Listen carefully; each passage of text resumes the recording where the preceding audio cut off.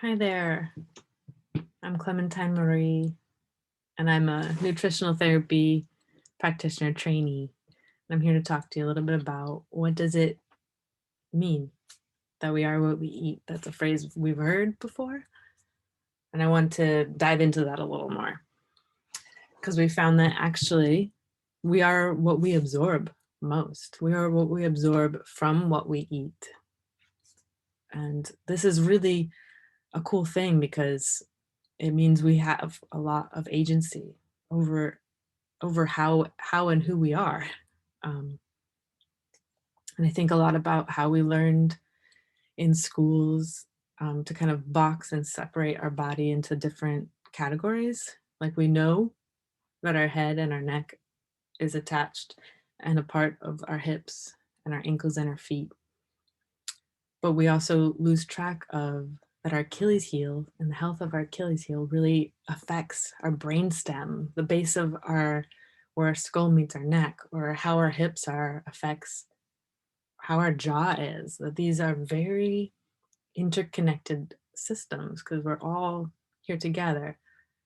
So we can know theoretically that it's all connected, but the knowing that we are what we absorb, that we are primarily made up of carbohydrates and proteins and fats, which are macronutrients, and minerals and vitamins, which are micronutrients, and water, which is another macronutrient, where that we're primarily made up of these things is kind of hard to grasp, but that's the truth of it.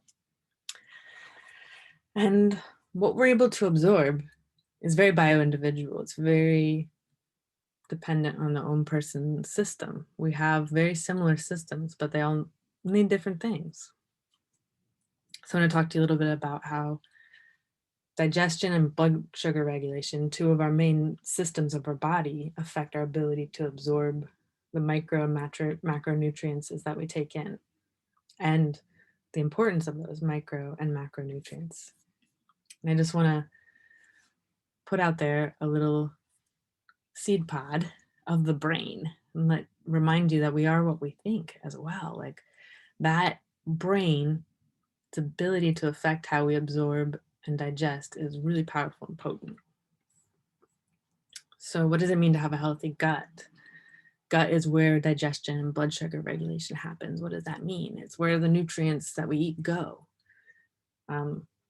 The process of digestion is north to south. It starts in the brain. It starts with our state of mind, whether we're in a parasympathetic or sympathetic state when we sit down to eat. Next, the food goes to the stomach, which alerts hormones. Hey, food has arrived. There's proteins here. There's fats. Everybody come help. Let's clean this up. Let's make sure we know what we want to keep, what needs to go, what is unfamiliar to us, so needs to leave. What is water? We need to distinguish what we're keeping and what's going. So the liver and gallbladder and pancreas come in and help the stomach with this process, and they break down our foods. Carb digestion starts in our mouth, but the rest happens with the help of these organs. And then it arrives in time to go into the duodenum, into the small intestine, where this beautiful thing of absorption gets to happen. The key to make what makes us what we are happens in the small intestine. And there, nutrients that has been broken down and is ready for our body to utilize gets distributed to blood and lymph and to the organs of the body, to the skeletal system. It just gets distributed where it's needed and wanted. And the rest, which is water, which we also need, but also the toxins that we don't need, enter the large intestine. And so the large intestine is where electrolytes and water gets absorbed and toxins get secreted, get out the body through the colon. There's a little key that the micronutrients, the minerals and the vitamins that we get from our food, they get to enter through and be absorbed in our body through the small intestine, in addition to the proteins and the carbs and the fats. So what if digestion is off? Then this beautiful diagram that we have over here, the liver, the gallbladder, the pancreas, and the stomach, which is in front of the pancreas, and the duodenum, the beginning of the small intestine. If that system is off, if we have undigested particles, then we'll have some stagnation and some toxicity. We'll have loss of nutrients. We'll have loss of vitamins, minerals, and water. Like our body will be distributing what it does have to do emergency work rather than thriving work. If we don't, let's say, for example, we don't eat proteins or fats with our meals regularly, those hormones won't get signaled to arrive. And so our food will be undigested in some ways. It won't have gone through the cleaning process to get rid of unwanted particles or toxins that come in, or bacteria we don't want. Or if we have food allergies, it will also set off the system where the stomach and the gallbladder and the liver and the pancreas won't know quite how to break down that food if it's also being resisted by the body. And there's lots of other reasons why we'd have undigested particles and why our digestion wouldn't be functioning ideally, but it will all lead to inflammation in the system and confusion. The organs won't know exactly what they're doing, and they'll just try to get what we have eaten through the body as best that they can and try to cull out the nutrients that they can. But often it's mostly an emergency work system, not like a masterpiece art painting. It's just like, we're going to just try to patchwork quilt this together as best we can. And often we feel that with like bloating or gas or cramping or discomfort in our bodies. We feel when our bodies aren't able to digest easily. So that's digestion, and that's how absorption does or does not happen in our digestive system. And the other system that regulates absorption is our blood sugar. And our organs work to regulate our blood sugar. That's one of their jobs. Those same organs, our pancreas, they're all in there doing the job of blood sugar regulation. So if we're eating unbalanced macronutrients, and there's poor absorption, our body thinks we're in an emergency. So we just put it in a coffee and a donut, we'll have a little blood sugar roller coaster, like you'll see in the image on the bottom right, little going up, and our insulin will come up to meet it, and then the glucagon will get released, and it'll be like, oh, we're way too high, we need to bring this back down. It'll get too low, the insulin will be released, and we have to raise this up, and it'll be kind of a whole experience that's bigger than what eating a meal and absorbing a meal needs to be.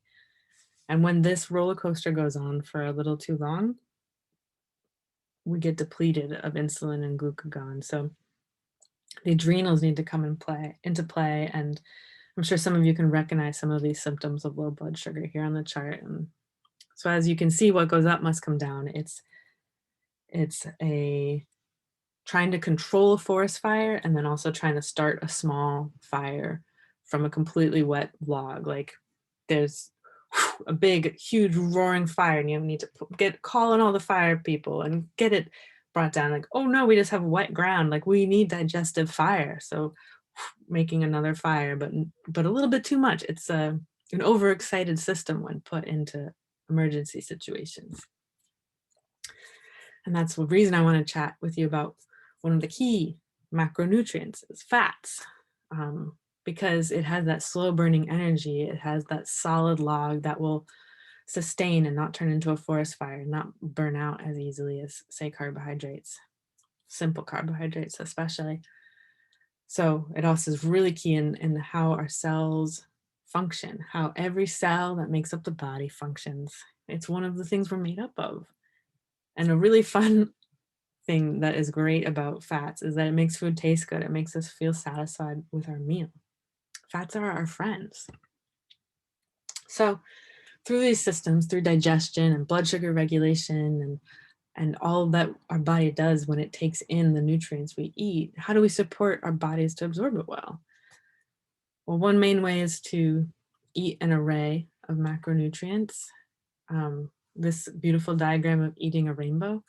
We want to get lots of healthy fats in there, complex carbohydrates, and proteins, animal proteins, grass-fed. Really research your resources for food. A rich a diet rich in nutrient dense, properly prepared whole foods is the ultimate foundation for optimal health. So keeping that in mind, learning what that means for your bio individual body. It's also very important to hydrate with water and electrolytes, which are minerals, and with our foods like broths. Our bodies are made up of a little bit more than half of water, most of us. Like that's a lot of what our cells need, what our blood needs, what we need to more than function, to thrive. We need to be hydrated at a cellular level. And we can do that by drinking water, by taking in the sustenance we need, because we're made up of what we take in. I just want to loop back to the brain because it is the primary organ of both digestion and blood sugar regulation. It sets the tone for whether we're in parasympathetic or sympathetic. It regulates, it's the first thing that regulates blood sugar levels, whether we're in emergency in that situation. So taking care of our minds is key. And along those lines, learning how to listen, learning how to hear when our body needs, and learning to act on it. Like we have to pee. Taking care of that. We're thirsty. Taking care of that. We need a nourishing meal, making some chicken soup, whatever the thing is. Relearning how to get a signal from your body and listen to it. So I hope that this feels like supportive in your endeavors to take care of your body. And may you have a beautiful day.